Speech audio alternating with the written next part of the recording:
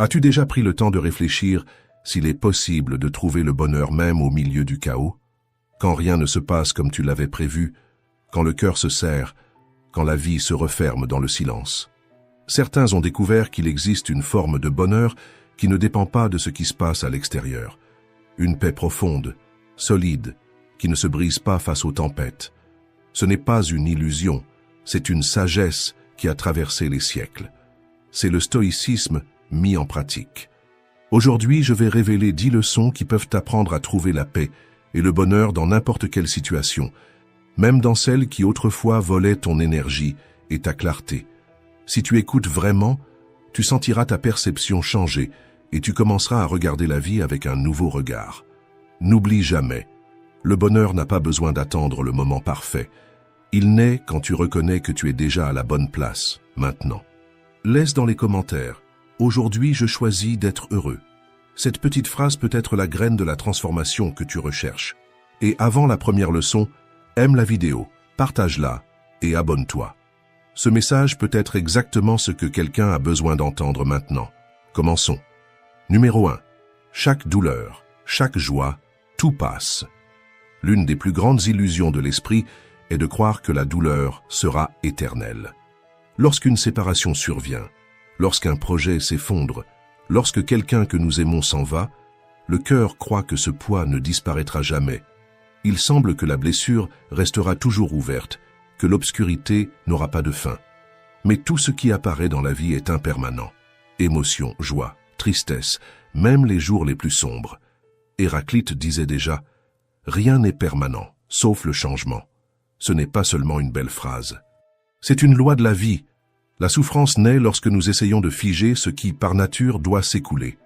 Pensez à votre douleur actuelle comme à un nuage dans le ciel. De près, elle paraît énorme, lourde, interminable. Mais, si vous l'observez simplement sans essayer de la retenir, vous vous rendez compte qu'elle est en mouvement. Tôt ou tard, elle se dissipe. De la même manière que la nuit cède la place au jour, que la tempête ouvre un espace au soleil, tout en vous aussi finit par passer. Et ici, il existe un point important. L'impermanence ne vaut pas seulement pour la douleur, mais aussi pour ce qui est beau. L'étreinte que vous recevez aujourd'hui ne se répétera pas de la même manière demain. Le sourire qui a réchauffé votre cœur ne dure que quelques instants. Même les moments les plus heureux disparaissent, et c'est justement cela qui les rend précieux. Si vous résistez au changement, vous souffrez 2 fois, d'abord parce que vous perdez, ensuite parce que vous refusez d'accepter que vous avez perdu. Mais si vous embrassez l'impermanence, vous découvrez une nouvelle manière de vivre.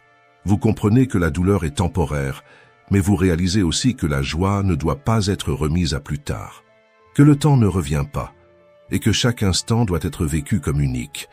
Lorsque vous ressentez le poids de la vie, souvenez-vous, ce qui fait mal aujourd'hui, demain peut n'être qu'un souvenir. Et ce qui réjouit aujourd'hui, demain peut devenir nostalgie. Rien n'est fixe, rien n'est garanti, c'est pourquoi répéter comme un mantra. Cela aussi passera. C'est le rappel qui libère.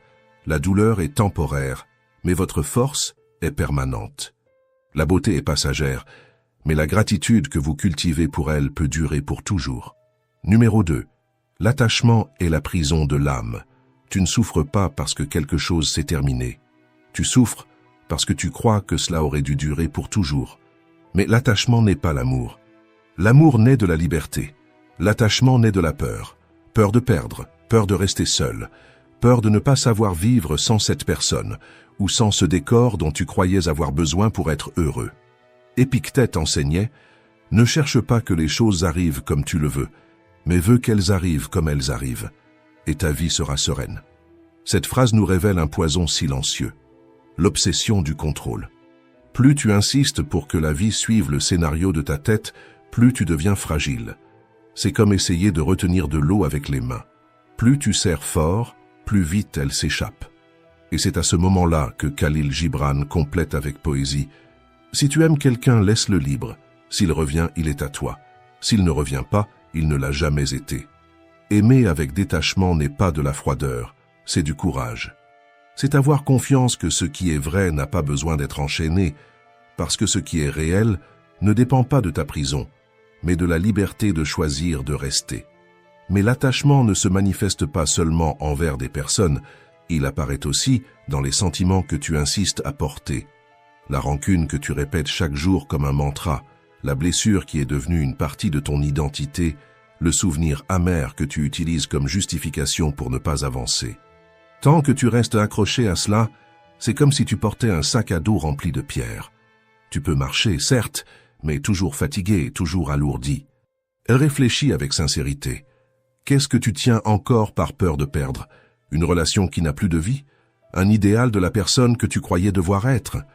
Ou ce vieux ressentiment que tu serres comme s'il faisait partie de qui tu es? L'attachement t'étouffe. Il transforme l'amour en exigence, le souvenir en prison, l'attention en dépendance. Le détachement, au contraire, n'est pas de l'indifférence, c'est de la maturité. C'est cesser de vivre en guerre avec la vie et enfin permettre au présent d'être plus léger que le passé. Laisse dans les commentaires « Je choisis de lâcher prise ». Ce petit geste est le début d'un effet domino. Ton esprit s'éveille, ton énergie change, et peu à peu, le monde commence à ouvrir des chemins. Numéro 3. La véritable paix naît en vous. Nous vivons dans un monde qui nous pousse constamment vers l'extérieur. Plus de succès, plus d'applaudissements, plus de conquêtes. C'est comme si le bonheur était toujours caché quelque part au loin. Mais la vérité est simple, si vous ne trouvez pas la paix en vous-même, vous ne la trouverez nulle part ailleurs. Combien de fois avez-vous dit « Je ne serai en paix que lorsque ma maison sera silencieuse. Je n'irai bien que lorsque j'aurai réglé tous mes problèmes financiers. Je ne pourrai me détendre que lorsque j'aurai des vacances, lorsque tout le monde me comprendra, lorsque tout sera en ordre. » Et que se passe-t-il? Ce moment n'arrive jamais. Ou lorsqu'il arrive, il ne dure pas, car si votre paix dépend des circonstances extérieures, elle sera toujours instable, toujours fragile. Marc Aurèle a écrit « Le bonheur de ta vie dépend de la qualité de tes pensées ». Autrement dit, ce n'est pas l'environnement qui définit ta sérénité, c'est la manière dont tu gouvernes ton esprit. Et Gandhi a renforcé « La véritable paix n'est pas l'absence de conflits, c'est la capacité de les affronter. » N'attendez pas que la vie s'organise pour ensuite respirer. La vie ne sera jamais complètement silencieuse, mais vous pouvez apprendre à être le silence au milieu du bruit. Pensez au nombre de fois où vous avez perdu votre calme à cause d'une petite chose, la circulation, une critique, une facture imprévue, et laissez cela gâcher toute votre journée. Ou au nombre de fois où vous avez permis à une personne nerveuse de voler votre tranquillité, comme si elle avait du pouvoir sur votre état d'esprit. C'est à ce moment-là que tout devient clair. Lorsque votre paix dépend du monde, le moindre détail a la force de la détruire. Pensez à l'océan. La surface peut être en furie, mais dans les profondeurs, il existe un calme. L'océan ne perd pas son essence à cause des vagues. Et vous non plus, vous n'avez pas besoin de perdre la vôtre. Lorsque vous apprenez à vous ancrer dans le silence intérieur, vous découvrez quelque chose que personne ne peut vous enlever. Votre paix devient un territoire inviolable. Et c'est précisément là que naît la liberté d'être heureux dans n'importe quelle situation. Non pas parce que le monde a changé, mais parce que vous avez changé la manière de l'habiter. Numéro 4. Ton esprit est ta responsabilité. Les stoïciens n'ont jamais promis que tu aurais le contrôle sur le monde. Mais ils ont révélé quelque chose d'encore plus puissant. Tu peux te contrôler toi-même. Épictète disait « Ce ne sont pas les choses qui nous troublent, mais l'opinion que nous avons d'elles. » Tu ne choisis pas la première émotion qui surgit, la peur, la colère, la tristesse, mais tu peux choisir ce que tu en fais. Nourrir ou laisser passer, répéter ou transformer. Combien de fois ton esprit a-t-il inventé des souffrances qui ne sont jamais arrivées? Combien de nuits as-tu perdu, enfermé dans des pensées répétitives qui n'existaient que dans ta tête? Quand tu ne gouvernes pas ton esprit, tu deviens son esclave. Viktor Frankl, survivant des camps de concentration, a écrit « Entre le stimulus et la réponse, il existe un espace. Dans cet espace se trouve notre pouvoir de choisir la réponse. Et dans cette réponse se trouve notre liberté. Cet espace est ton plus grand trésor. Mais pour y accéder, tu as besoin de présence et de discipline. Ton esprit est comme un jardin. Si tu l'abandonnes, les mauvaises herbes poussent sans demander la permission. Mais si tu le cultives avec conscience, fleurissent de nouvelles façons de vivre, des pensées qui nourrissent la force et non la peur, le courage et non le doute. Et lorsque le doute ou la peur apparaîtront, car ils apparaissent toujours. Rappelle-toi, tu n'es pas tes pensées. Tu es le gardien de la porte, celui qui décide quelles idées entrent et lesquelles doivent sortir. Numéro 5. Être heureux est le plus grand désir de l'âme. Derrière chaque action humaine, même derrière les erreurs les plus douloureuses, il y a un élan caché. Le désir de soulager sa propre douleur, le désir d'être heureux.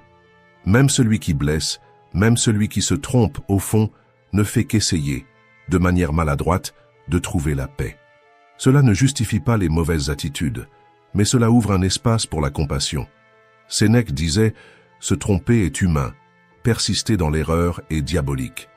Il ne parlait pas seulement de corriger des fautes, mais du fait que chaque erreur naît d'une âme en conflit, perdue dans sa propre obscurité. Des siècles plus tard, Dostoïevski a écrit « L'homme est malheureux parce qu'il ne sait pas qu'il est heureux ». Voilà la grande cécité de l'humanité, chercher à l'extérieur ce qui pourrait déjà exister à l'intérieur. Pensez-y, combien de blessures que vous portez ne viennent-elles pas de personnes qui essayaient simplement de faire face à leur propre douleur? Un père qui s'est trompé dans la manière d'éduquer, parce qu'il ne savait pas comment affronter ses propres peurs. Un ami qui s'est éloigné, non pas parce que vous n'aviez pas de valeur, mais parce qu'il luttait contre sa propre insécurité. Quelqu'un qui vous a blessé avec des paroles, non pas parce que vous le méritiez, mais parce qu'il portait en lui des rancunes non résolues. Lorsque vous regardez la vie avec ce regard, quelque chose change. Avant de réagir avec haine, vous vous rappelez, tout comme je désire être heureux, chaque être le désire aussi. La compassion n'est pas une faiblesse. C'est une force, c'est le courage de voir l'âme derrière le masque, c'est comprendre sans se durcir. Et voici la beauté de tout cela. Lorsque vous apprenez à voir au-delà de la douleur que l'autre exprime, vous ne libérez pas seulement cette personne du jugement, mais vous vous libérez vous-même du poids de porter la rancune. La compassion ouvre un espace pour que votre âme respire, et le vrai bonheur naît précisément de ce soulagement, celui de ne pas vivre prisonnier de la haine. Commencez à changer votre regard et pour marquer ce moment, laissez dans les commentaires « Je choisis de regarder avec compassion ». C'est le geste qui libère votre cœur du poids de la rancune. Numéro 6. Sème la générosité. As-tu déjà remarqué comme un geste simple peut changer la journée de quelqu'un? Un sourire qui brise le poids d'un matin difficile. Une parole d'encouragement qui empêche quelqu'un d'abandonner, une petite aide inattendue qui rend l'espoir. Parfois, ce qui te semble peu est exactement ce qui maintient une autre personne debout. Sénèque disait « Là où il y a un être humain, il y a une occasion de faire preuve de bonté ». Cela signifie que chaque jour, à chaque rencontre, il existe une chance d'éclairer un peu le monde. La question est, es-tu attentif à ces occasions ou passes-tu à côté distrait?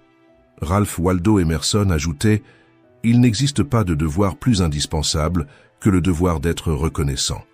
La générosité et la gratitude marchent ensemble. Quand tu offres quelque chose de précieux à quelqu'un, du temps, de l'attention, du soin, tu rallumes en toi le souvenir de tout ce que tu possèdes déjà. Donner, c'est aussi reconnaître que tu as. Et voici le secret. La générosité ne transforme pas seulement celui qui reçoit, mais aussi celui qui offre. Même dans les jours difficiles, quand tu choisis d'être généreux, quelque chose change en toi. Le cœur s'élargit, l'esprit trouve de la légèreté, et soudain tu découvres que tu es encore capable de sourire malgré tout. Alors, le bonheur cesse d'être une récompense lointaine et devient le reflet immédiat du bien que tu diffuses. Demande-toi, dans les lieux où tu passes, as-tu ajouté ou retiré? As-tu laissé de la légèreté ou du poids? Parce que personne ne peut offrir ce qu'il ne cultive pas. Si en toi il n'y a que de la hâte, de l'irritation et de l'indifférence, c'est cela qui se répand. Mais si tu cultives la conscience, la présence et l'amour, c'est cela que le monde reçoit. La générosité n'est pas un acte grandiose. C'est un choix quotidien de ne pas s'endurcir, de ne pas se fermer, de ne pas vivre seulement pour soi. C'est la décision de créer de l'espace pour que la vie qui passe par toi devienne plus légère pour les autres et, dans ce processus, plus légère pour toi. Écris dans les commentaires « Aujourd'hui, je choisis de répandre la bonté ». Parce que lorsque tu répands la bonté, tu découvres un secret. Même au milieu des difficultés, le bonheur que tu offres trouve toujours le chemin du retour vers toi. Numéro 7. Quand tu es reconnaissant, tout change. Marc Aurèle, dans ses méditations, commençait par remercier. Il remerciait sa mère pour sa générosité, ses maîtres pour leurs exemples de vertu, même les personnes qui l'avaient blessé, car chacune avait apporté un apprentissage.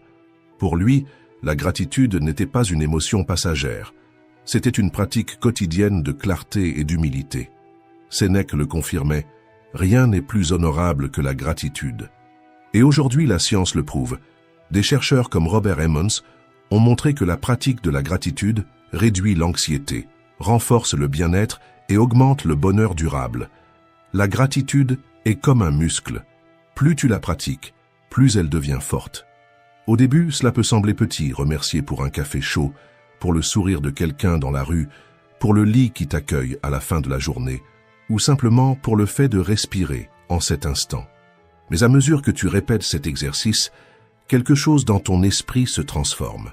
Tu cesses de vivre dans le manque et tu commences à reconnaître l'abondance qui existe déjà dans le monde. Et c'est à ce moment que la transformation se produit. Celui qui ne cultive pas la gratitude ressent toujours qu'il manque quelque chose, même lorsqu'il est entouré de belles choses. Il vit à la recherche de la prochaine étape, du prochain prix, du prochain moment. Cette personne peut conquérir beaucoup, mais elle ne se sent jamais satisfaite, car elle regarde toujours ce qu'elle n'a pas encore.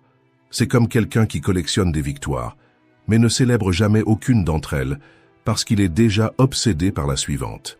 Voilà le vide de celui qui vit sans gratitude. Rien ne suffit, rien ne comble. Celui qui pratique la gratitude, en revanche, apprend à savourer ce qu'il a déjà. Il découvre que le bonheur ne dépend pas seulement de grandes conquêtes, mais aussi de petits instants. L'odeur du café le matin, une conversation sincère, une étreinte inattendue, la force de se relever même après une journée difficile. Et, de manière surprenante, il trouve le bonheur même dans des situations adverses, car il découvre qu'il y a toujours quelque chose à célébrer.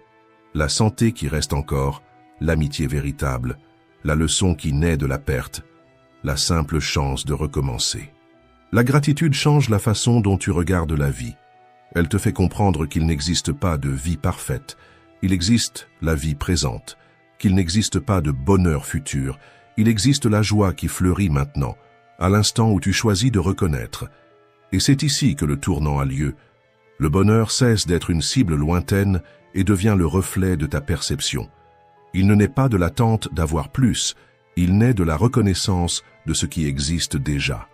Et plus tu reconnais, plus tu deviens fort, car la gratitude est le terrain fertile où fleurit la joie, et elle est aussi le secret qui permet d'être heureux en toute situation. Numéro 8.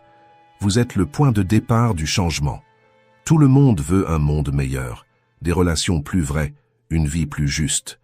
Mais peu ont le courage de commencer par leur propre transformation. Marc Aurèle a écrit « Celui qui vit en harmonie avec lui-même, vit en harmonie avec l'univers ». Cette phrase est un miroir. Tout ce que vous cultivez en vous déborde vers l'extérieur. Si à l'intérieur il y a du désespoir, de l'irritation, de l'impatience, le monde extérieur va refléter exactement cela. Mais si vous construisez de la clarté, de la discipline et de la sérénité, même les moments difficiles deviennent plus légers, parce que vous avez cessé de lutter contre tout en permanence. Tolstoï, des siècles plus tard, a apporté cette même vérité avec d'autres mots. Tout le monde pense à changer l'humanité, mais personne ne pense à se changer soi-même. Et voici le point essentiel. Il est facile de montrer les erreurs du monde, de se plaindre du gouvernement, du destin, de la chance des autres. Ce qui est difficile, c'est d'affronter le miroir et de réaliser que la transformation commence dans l'endroit le plus intime, dans la manière dont vous pensez, réagissez et choisissez. Combien de fois vous êtes-vous surpris à accuser l'environnement de travail, le partenaire, la famille, en croyant que vous ne seriez heureux que s'il changeait. Mais, même lorsque les circonstances changent, l'insatisfaction revient, parce que le problème n'était pas seulement dehors, il était dans la manière dont vous aviez choisi de vivre à l'intérieur. Quand vous guérissez une blessure en vous, vous guérissez aussi une partie du monde. Quand vous choisissez le silence plutôt que le cri, vous diffusez du calme autour de vous. Quand vous décidez de vivre dans la vérité, vous inspirez les autres à faire de même. C'est là le pouvoir invisible du changement personnel. Il s'étend comme des ondes dans un lac. atteignant des lieux que vous n'imaginez même pas. Demandez-vous, qu'attendez-vous de voir changer dehors, mais qui devrait commencer en vous?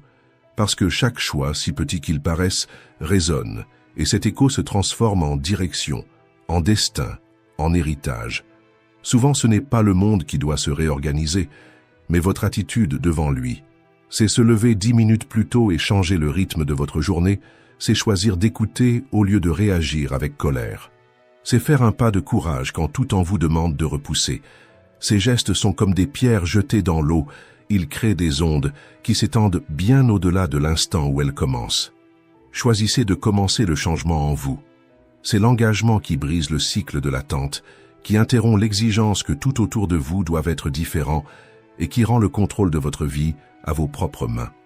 Parce qu'être heureux en toute situation ne dépend pas de vivre dans un monde parfait.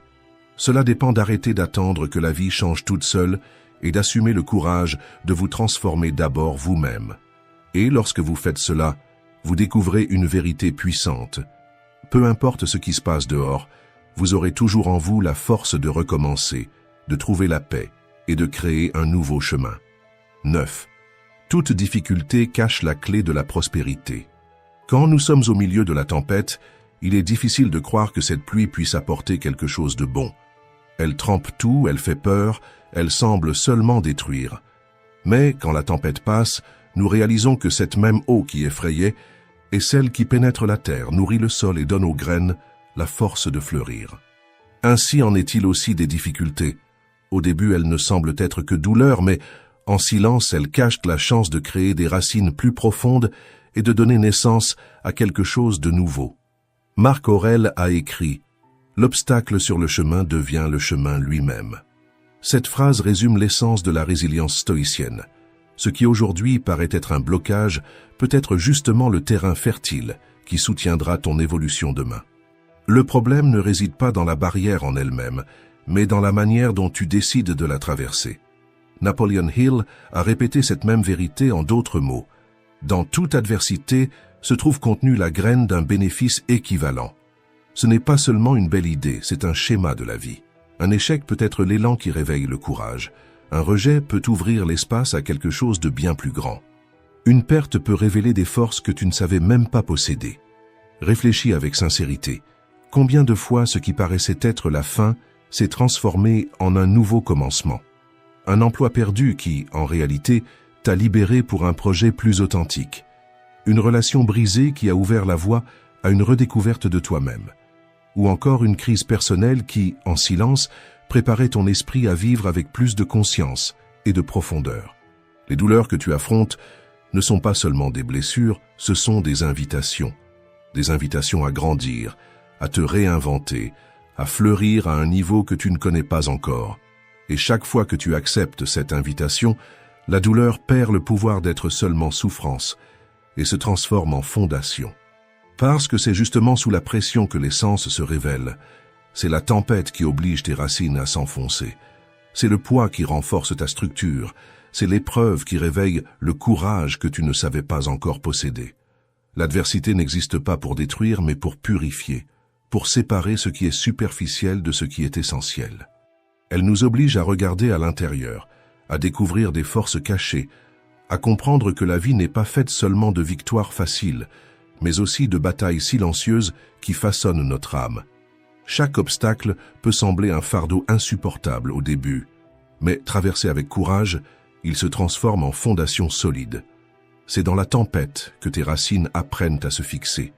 C'est sous la pression que ton essence devient plus résistante.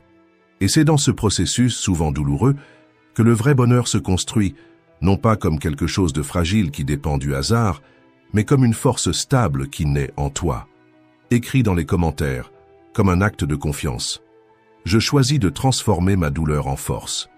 Parce que c'est ce geste qui scelle ta décision de ne pas vivre comme une victime des difficultés, mais comme quelqu'un qui utilise chacune d'elles comme chemin pour grandir, fleurir et être heureux en toute situation. Numéro 10. Décide d'être heureux dès aujourd'hui. Être heureux dans n'importe quelle situation ne dépend pas de ce que tu vis, mais de la façon dont tu te perçois. Il est possible d'être entouré de problèmes et de préserver malgré tout la paix. Et il est aussi possible d'avoir tout ce que tu as toujours voulu et de te sentir quand même vide. La différence n'est pas dans le monde, elle est dans la manière dont tu choisis de le regarder. Beaucoup de personnes passent leur vie à attendre le scénario parfait. Elles disent « Je serai heureux quand je trouverai la bonne personne. Je serai heureux quand j'aurai la stabilité financière. Je serai heureux quand enfin tout ira bien. » Mais ce quand n'arrive jamais, parce que le bonheur ne se trouve pas dans un futur lointain. Il n'existe qu'en un seul endroit, dans le présent. Marc Aurèle a écrit « Ne vis pas comme si tu devais vivre 10 000 ans. Le destin t'attend. Tant que tu vis, tant que c'est possible, deviens bon. » Il nous rappelle que la véritable erreur ne réside pas dans les obstacles de la vie, mais dans l'illusion que nous aurons toujours plus de temps, que le bonheur peut être remis à plus tard. Des siècles plus tard, Eckhart Tolle a apporté cette même vérité à notre époque. Le moment présent est tout ce que tu auras jamais. Ignorer le présent, c'est gaspiller ta propre vie. C'est comme essayer de respirer demain ou de récupérer l'air d'hier. Seul cet instant est réel. Seul ici, le bonheur peut être vécu. Pense à cela. Combien de fois as-tu été dans une conversation, mais ton esprit était ailleurs et tu as dû demander à quelqu'un de répéter ce qu'il venait de dire? Combien de câlins as-tu donné machinalement, sans les ressentir vraiment? Et maintenant va plus loin. Combien de relations se sont terminées justement parce que quelqu'un a laissé le meilleur pour demain, croyant qu'il aurait tout le temps du monde? Combien d'opportunités sont mortes dans le silence parce qu'une décision a été repoussée en attendant un moment parfait qui n'est jamais venu? Combien de jours se sont perdus dans le vide parce que tu étais trop occupé à planifier ta vie au lieu de simplement la vivre? Pendant que tu remets à plus tard, les jours passent, la vie passe, le bonheur passe. Le présent n'est pas une technique, c'est un acte d'amour et de respect envers toi-même. C'est dire « Je suis ici et je ne vais plus fuir. Hier est déjà passé, demain n'est pas garanti. » Combien de fois as-tu déjà perdu du temps et de l'énergie à penser à quelque chose qui ne dépendait pas de toi?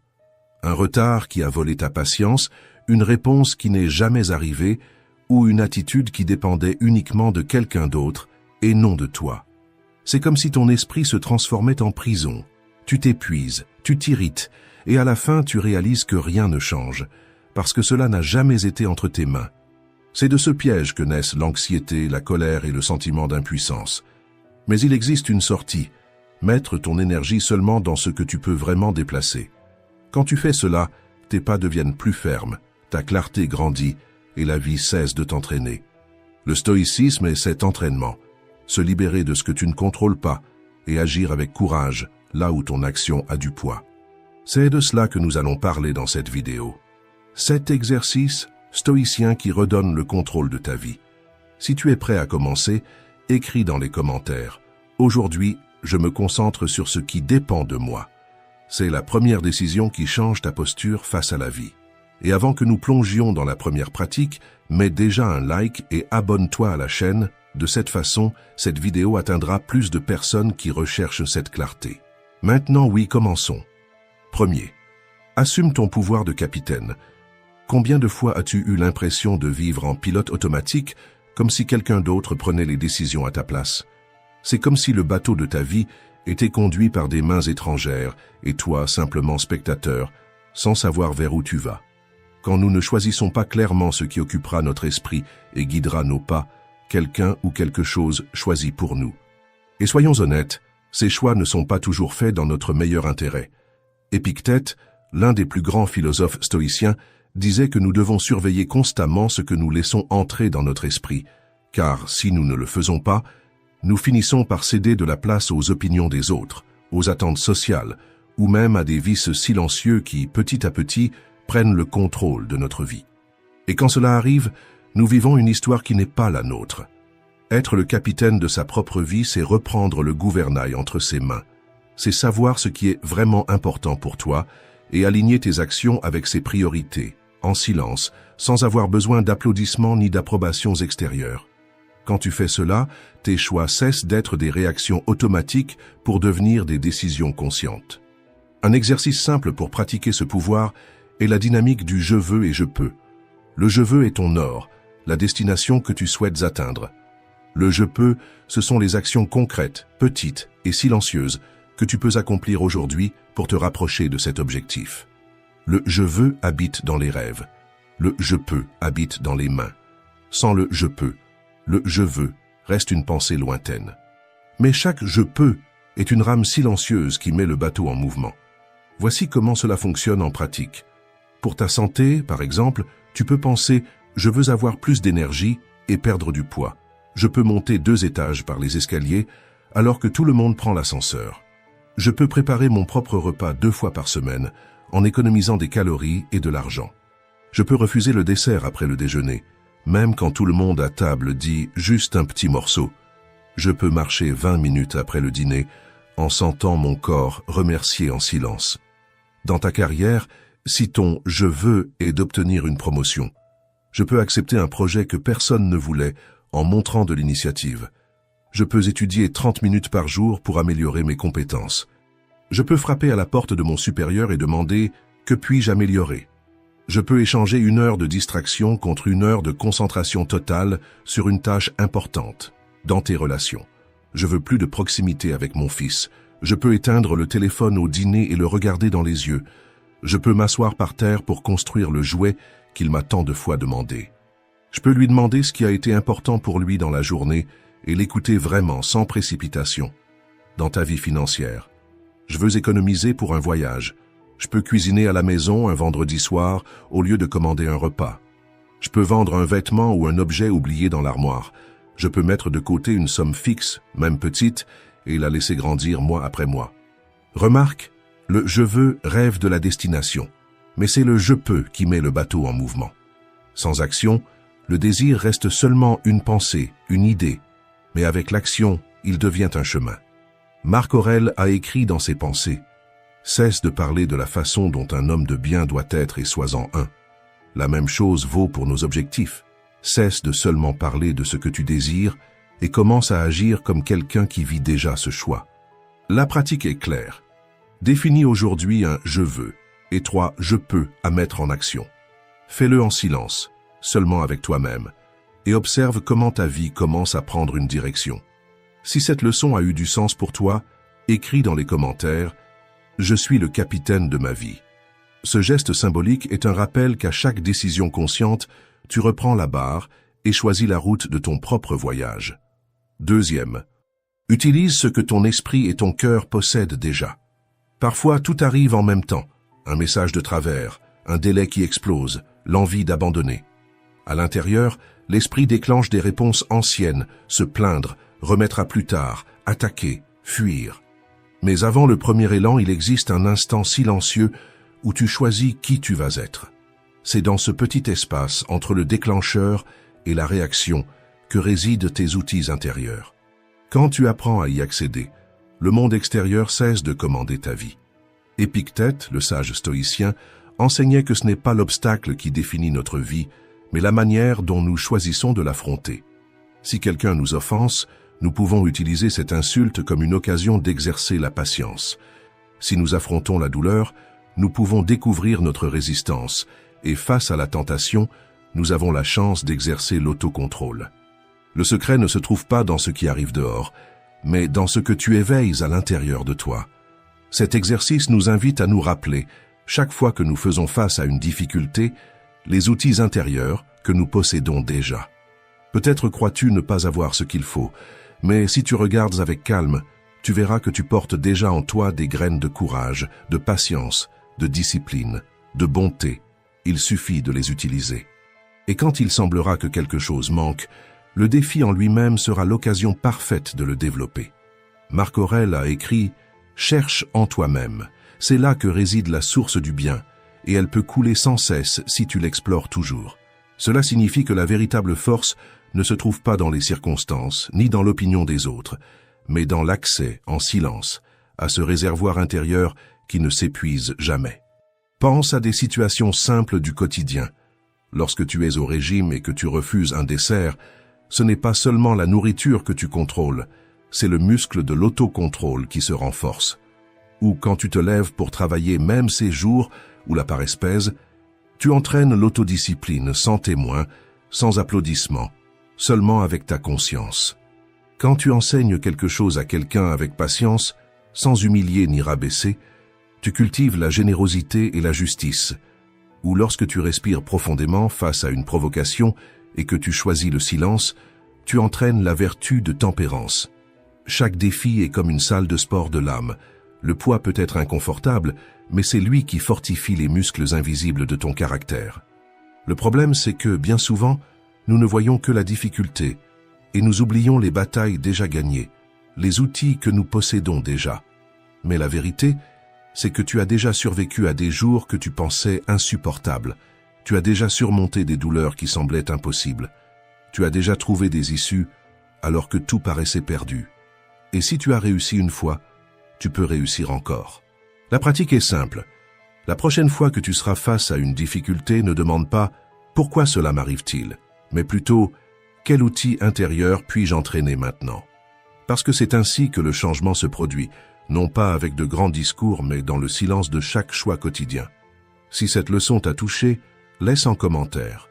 Je cherche en moi-même. Écrire cela, c'est comme allumer une flamme discrète en toi. Un rappel que les plus grandes transformations commencent à l'intérieur avant d'apparaître dans le monde. Troisième, résous les petites luttes avant qu'elles ne deviennent de grandes guerres. Les petites déceptions du quotidien sont comme des piqûres de moustiques. Une seule dérange, mais plusieurs à la suite peuvent te laisser épuisé, irrité et sans énergie.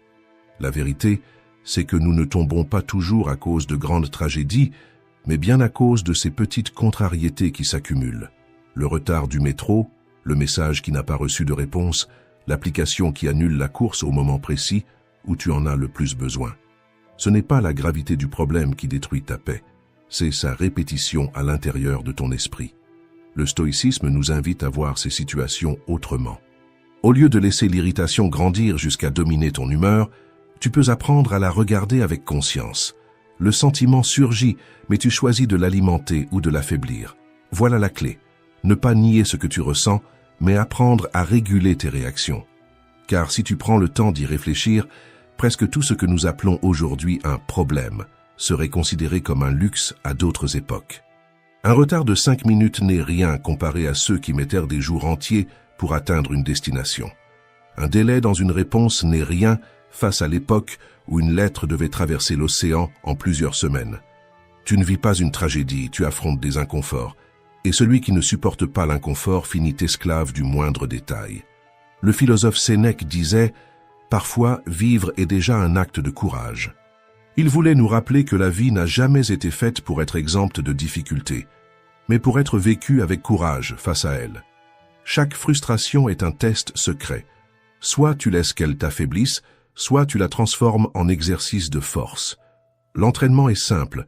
Lorsque quelque chose de petit t'irrite, fais une pause et demande-toi « Est-ce que cela comptera encore demain ? Est-ce que cela comptera dans 5 ans ?» Dans 90% des cas, la réponse sera non. Cette question agit comme un bouclier invisible. Elle coupe le pouvoir de l'irritation avant qu'elle ne te consume. Et rappelle-toi, celui qui apprend à gérer les détails gagne du pouvoir sur l'ensemble. Dominer les petites batailles, c'est ce qui te prépare à vaincre les grandes guerres de la vie. Chaque fois que tu choisis de ne pas être dominé par elles, tu construis plus de clarté, plus de force et plus de liberté intérieure.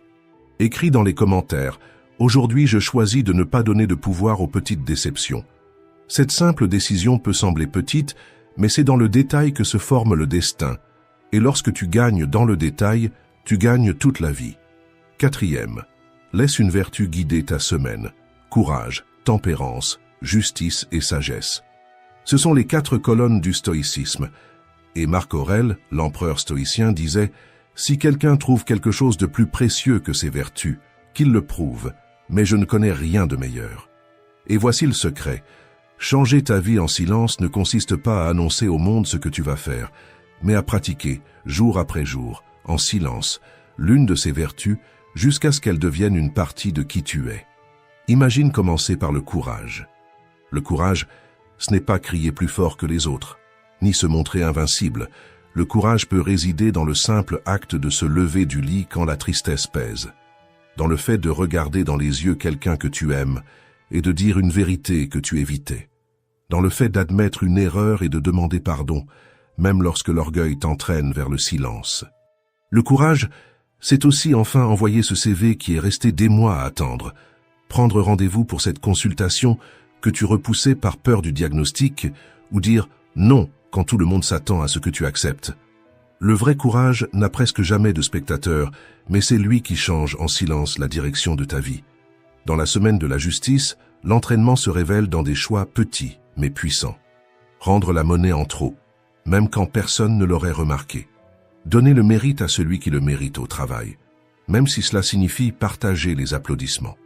Traiter avec respect le serveur qui t'apporte ton repas, le gardien qui ouvre la porte, le chauffeur qui te conduit, des personnes que beaucoup ignorent, mais qui méritent elles aussi dignité. Et dans des moments plus grands, la justice peut être de ne pas se taire face à ce qui blesse tes valeurs, même si tous préfèrent détourner le regard. Être juste, c'est ne pas trahir ce que tu sais, au fond, être juste.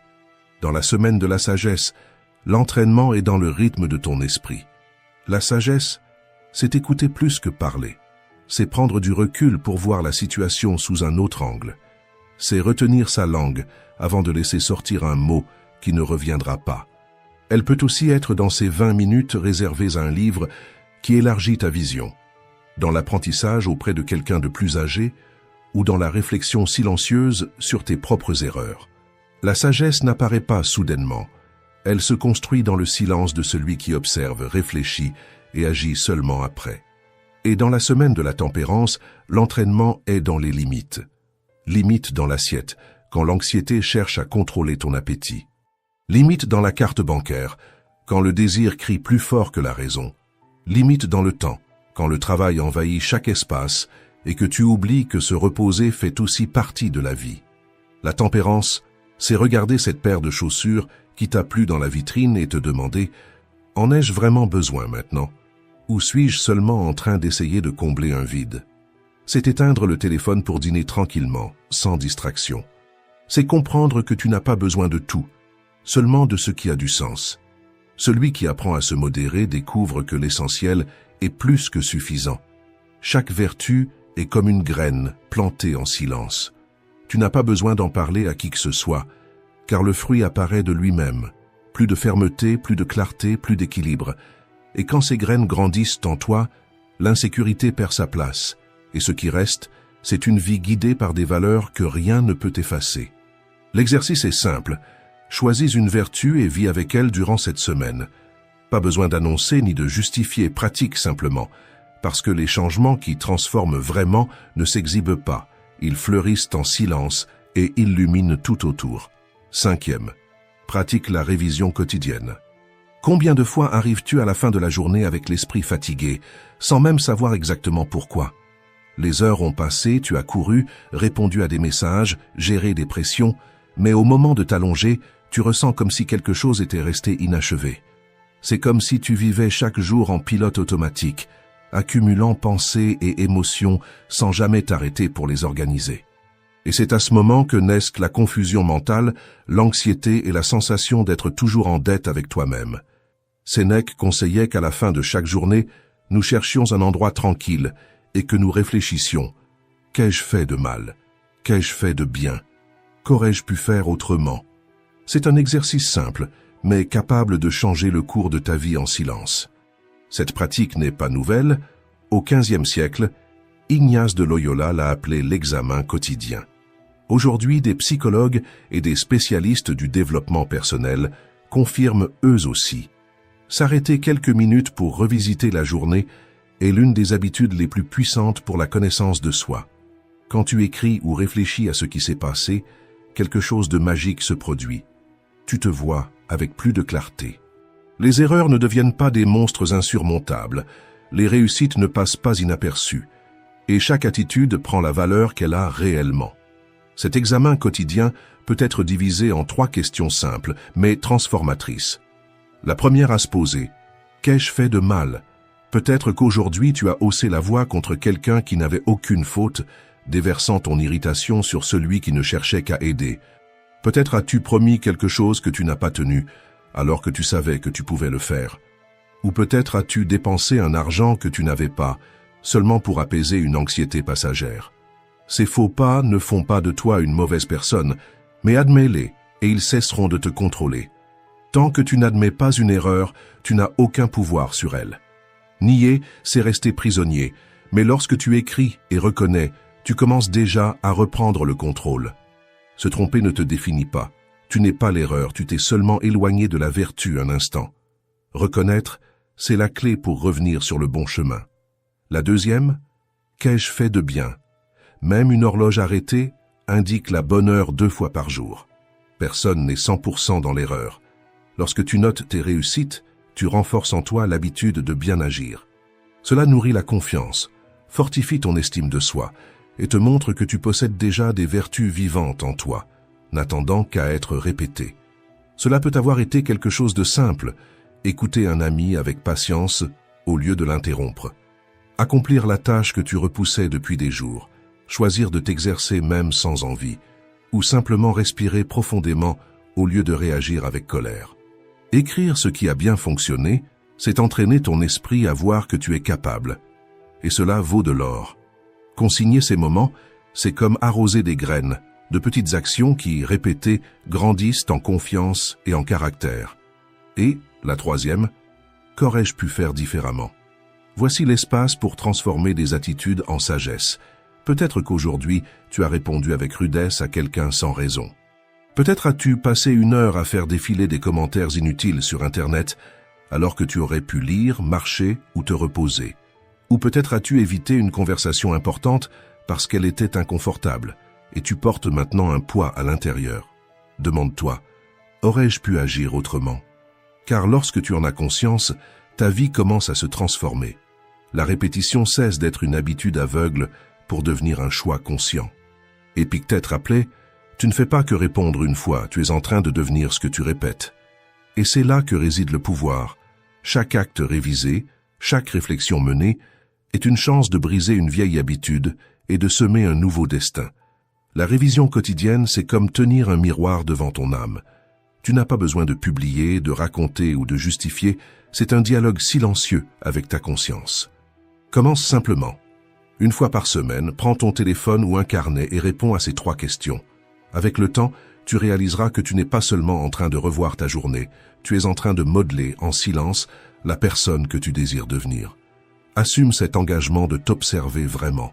Écris dans les commentaires. Aujourd'hui, je réfléchis sur ma journée. Ce n'est pas seulement une phrase, c'est un tournant.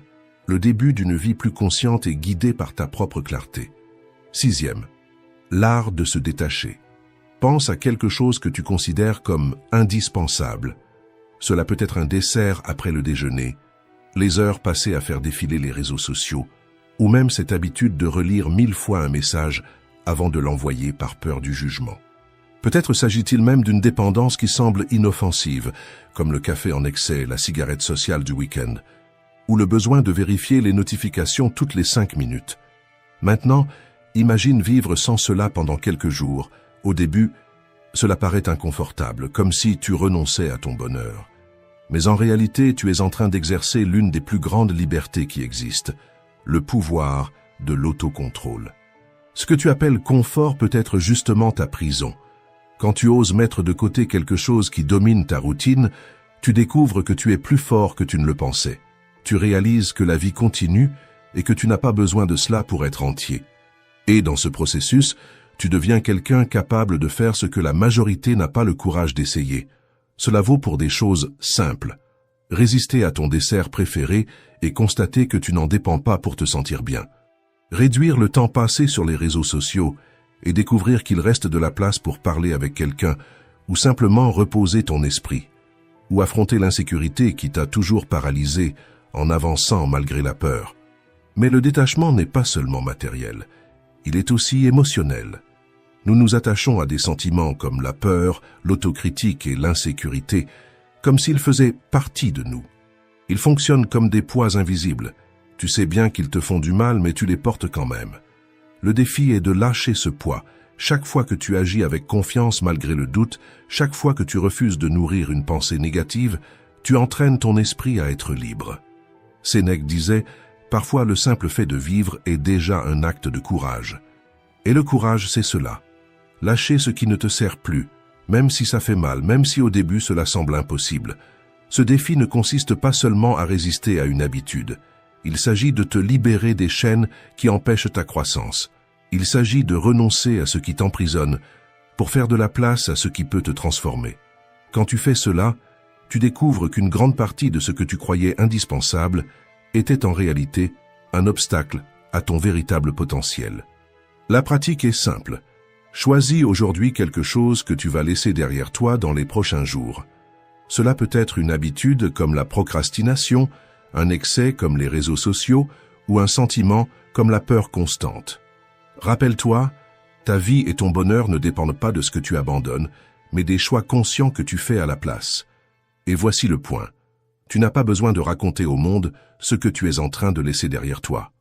Il suffit qu'en silence, tu prennes cet engagement avec toi-même. Parce que quand tu lâches quelque chose qui t'emprisonne, l'espace qui reste est toujours rempli par de la force. Écris dans les commentaires simplement « Aujourd'hui, je lâche ce qui m'emprisonne ». Il ne s'agit pas d'exposer ce que tu as choisi, mais de te rappeler à toi-même que tu es plus libre qu'hier. 7e. Choisis, chaque jour, ce qui vaut vraiment la peine. Imagine qu'à la fin de cette journée, tu fasses une liste de tout ce que tu as accompli et que tu te demandes en silence « Aurais-je vécu cette journée de la même façon si j'avais su que c'était la dernière de ma vie ?» Cette simple question a le pouvoir de renverser ta routine. Soudain, ces heures passées à faire défiler le fil d'actualité ou à accomplir des tâches sans importance paraissent vides. Pendant ce temps, une étreinte à ta mère, une conversation sincère avec ton fils, quelques minutes de silence pour prendre soin de ton esprit, ou ce projet que tu repousses toujours, tout cela prend une importance immense. Cet exercice fonctionne comme un filtre. Il sépare ce qui n'est que bruit de ce qui est essentiel. Tu commences à voir que beaucoup de choses qui occupent ton temps ne sont rien d'autre que des distractions. Et en même temps, tu réalises que les expériences les plus simples, être présent avec ceux que tu aimes, cultiver une habitude saine, te consacrer à ce en quoi tu crois vraiment, sont celles qui apportent un véritable sens. Les stoïciens appelaient cette pratique « memento mori », souviens-toi que tu vas mourir. Pour eux, ce n'était pas une idée sombre, mais une boussole. Marc Aurèle écrivait dans ses méditations « Tu pourrais quitter la vie dès maintenant ». Que cela détermine ce que tu fais, ce que tu dis et ce que tu penses. La conscience de la mort n'est pas là pour t'effrayer, mais pour t'éveiller. Elle nous appelle à vivre de manière authentique, à cesser de gaspiller notre énergie avec ce qui n'a pas d'importance, et à diriger nos journées vers ce qui reflète qui nous sommes vraiment. Quand tu te souviens de ta mortalité, le superflu perd sa force et l'essentiel se révèle. Réfléchis, si aujourd'hui était le dernier, aurais-tu passé des heures à te disputer sur Internet? Ou bien aurais-tu passé ce coup de téléphone important, écrit ce message, ou simplement regardé le ciel quelques minutes avec gratitude? Cet exercice n'est pas une invitation à attendre la mort, mais à apprendre à vivre. Chaque jour peut être une répétition silencieuse de ta meilleure version, un engagement à ne pas te perdre dans les trivialités, mais à choisir ce qui compte vraiment. La pratique est claire. À la fin de chaque journée, regarde en arrière et demande-toi « Si c'était la dernière, serais-je fier de ce que j'ai vécu ?» Si la réponse est non, ajuste ta trajectoire, car ce sont dans ces choix quotidiens que se construit une vie pleine de sens.